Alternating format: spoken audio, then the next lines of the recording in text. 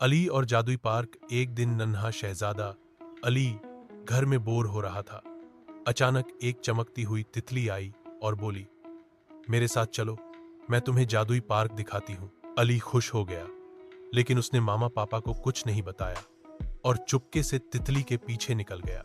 तितली उसे एक खूबसूरत पार्क में ले गई, जहां बोलते पेड़, गाते फूल और जगमगाती हवाएं थी। अली बहुत खुश था, लेकिन शाम होते ही तितली गायब हो गई। अब अली घबरा गया। मम्मा, उसने पुकारा, मगर कोई जवाब न आया। तब पेड़ पर बैठे एक दाना तोते ने कहा, निकलने से पहले मम्मा को बताना समझदारी है। अली ने वादा किया कि अब वह हमेशा मामा पापा को बताकर ही कहीं जाएगा। जब वह वापस आया, मामा परेशान थी।